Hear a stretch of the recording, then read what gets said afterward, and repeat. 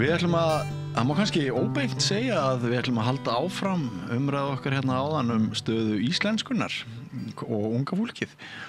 Mér barst til eyrna að 15 ára drengur, nemandi í 10. bekk við Hagaskóla í Reykjavík, hefði unnið til verðlauna í ljóðasamkeppni og hann var til í að koma hér að rauðaborðinu og spjalla við mig kveðskapinn og hann sjálfan, lífið og tilveruna, og ég efast ekki að einhver hluti samtalsins mun snúast stöðu íslenskunnar í einni eða annarri mynd, en vertu velkominn Aron Elí Arnarsson.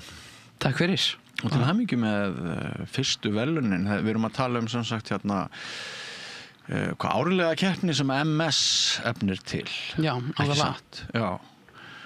Og hefur þú áður tekið þátt í einhverjum svona keppnum? Nei, ekki fram að þessu. Nei. Ég tók einhvern tímann þátt í einhverjum svona smá sagnakeppni en aldrei ljóða tengt, sko. Nei. Hvenær byrjaður að yrkja, manstu það? Stutt síðan? Jú, það hefur verið fyrir frekar stuttu síðan. Ég hef svo sem kannski verið að yrkja sko ekki hálfneinum bragháttum fyrir stuttu, sko, það sem ég byrjaði svona virkilega að velta þessu fyrir mér og já. Ja. Er verðlaunaljóðið þitt formað, er það formgert? Nei, nefnilega ekki. Það er svona meira svona atomljóð, svona frjálst. En ég er oftast að skrifa, myndi ég segja, ferskeytlur.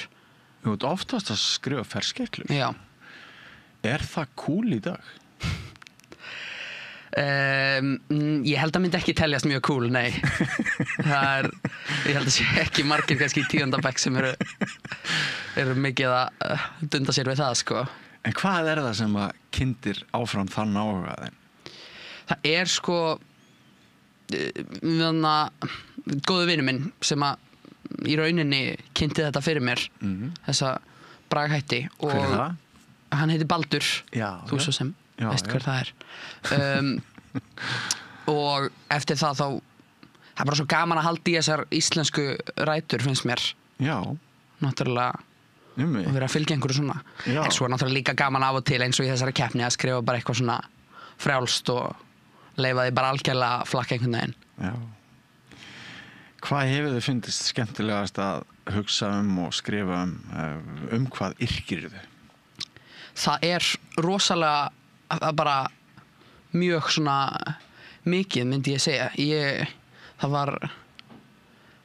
mjög mikið að fjalla alls konar eitthvað svona eins og eitthvað svona alls konar ævintýri en líka alveg svona af og til eitthvað pólitískt stöff eða eitthvað þannig. En ég skrifaði eitt ljóð sem heitir Drísilkongur. Ég held að það gefur nú svona smá til kynna svona Drísilkongur? Já.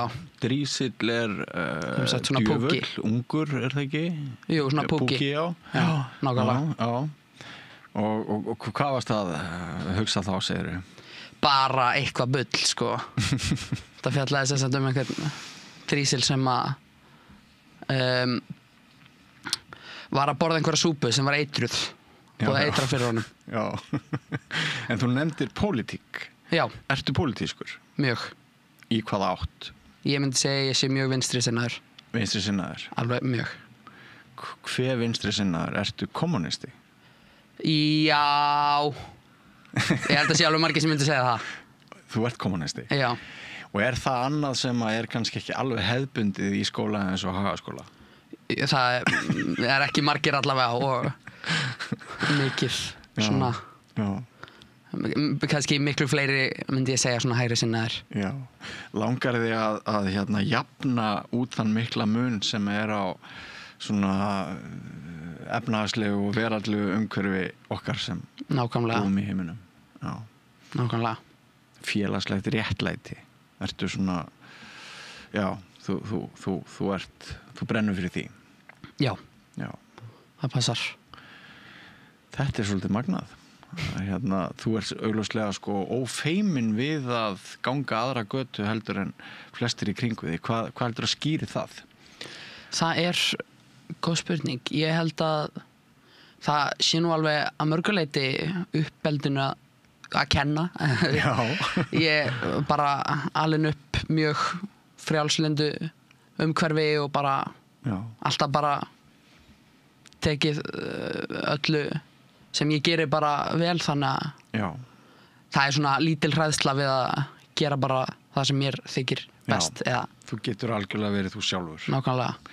Við verðum að fá að vita hverjir foreldraðinir eru, hvað þeir heita. Já, mamma mín heitir Svandís Katla Sveinsdóttir Já.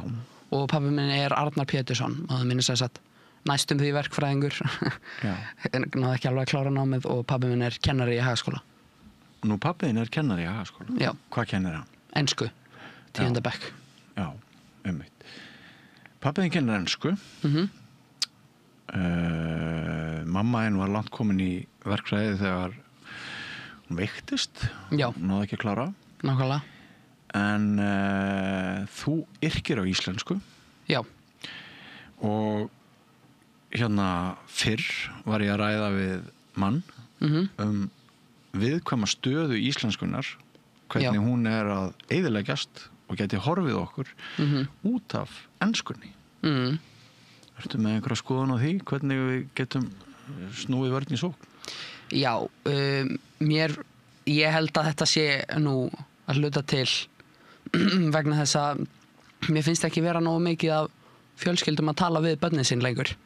Mér finnst það eru mjög margir sem eru bara kannski að eiga lítil samskipti við foreldra sína og þá er náttúrulega létt að leita í einhvern iPad eða síma og Já, þá ertu já. komin á netið þar sem þú ert bara að taka inn enska miðla og Einmitt.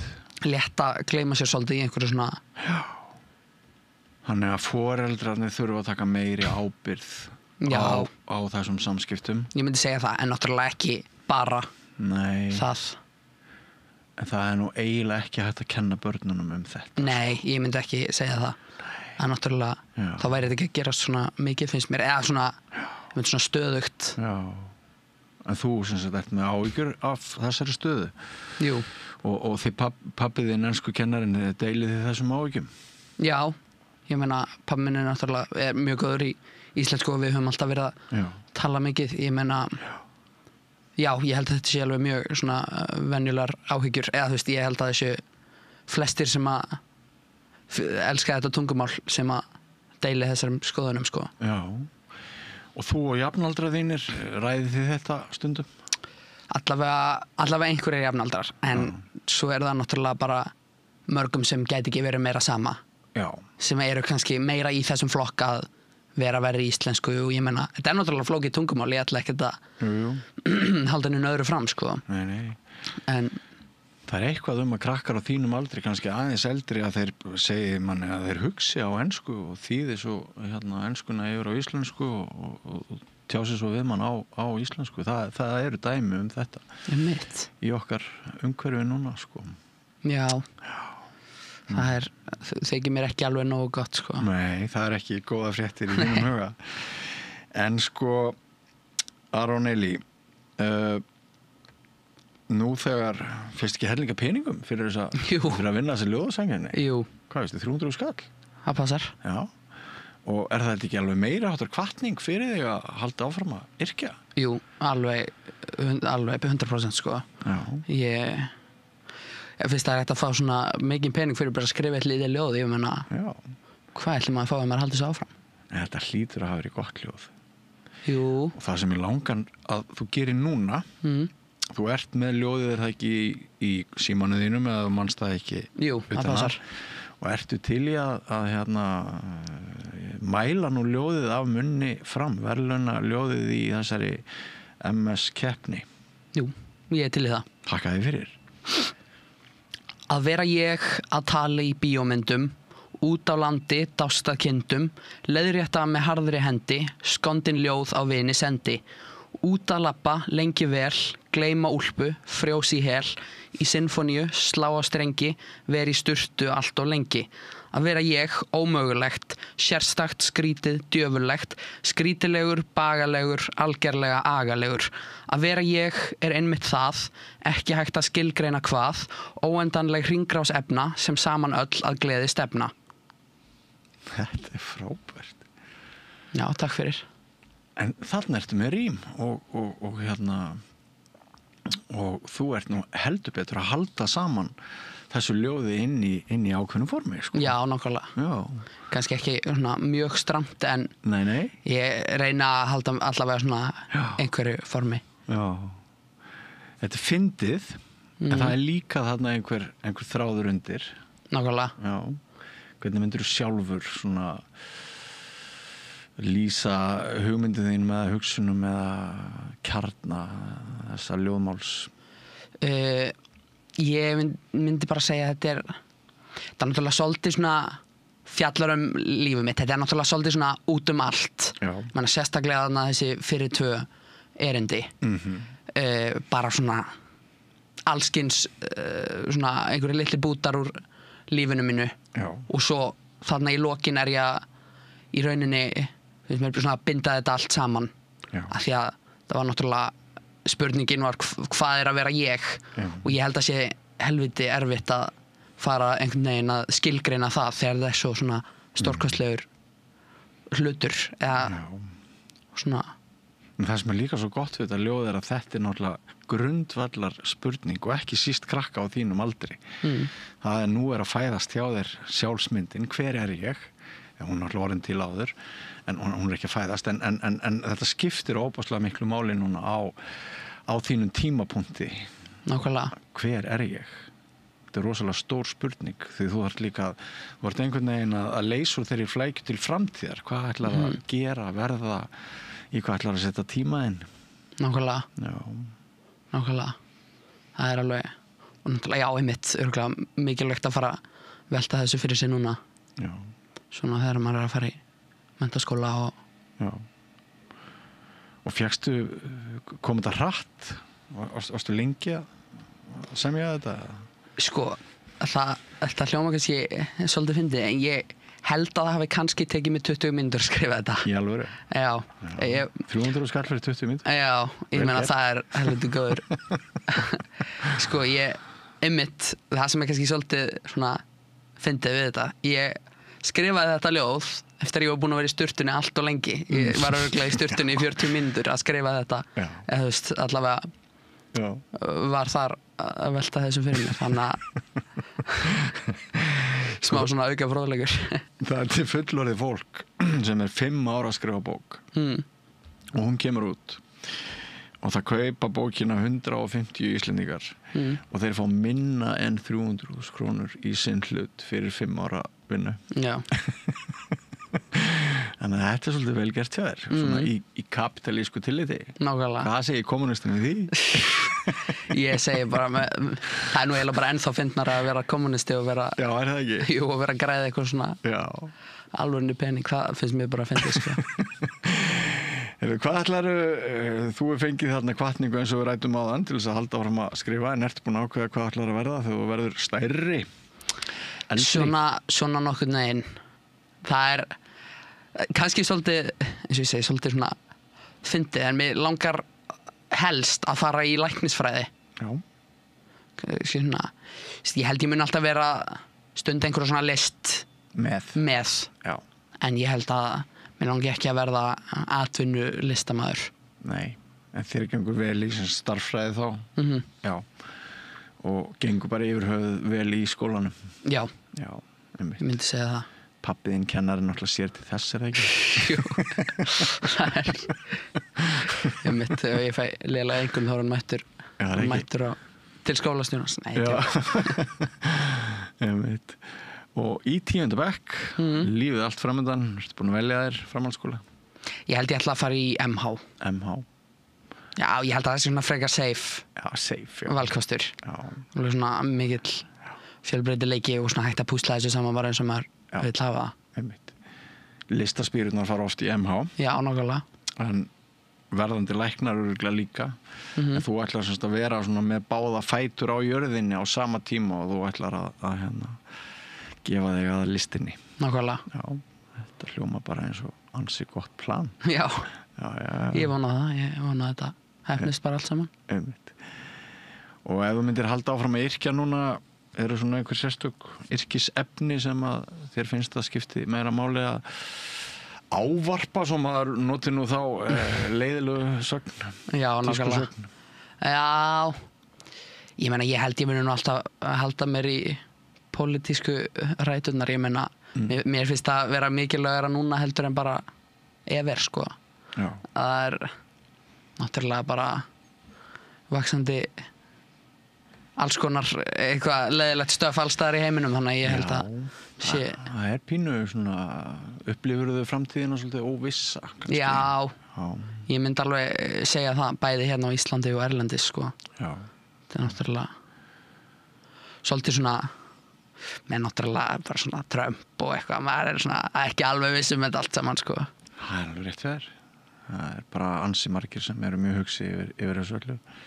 En svo sagði Laxness, Halldór Laxness, hefur lesið eitthvað eftir Laxness? Nei, ekki Hann mikið sagði allavega. að þrátt fyrir allt þá hefðu hlutir tilhneigingu til þess að fara bara ágætlega.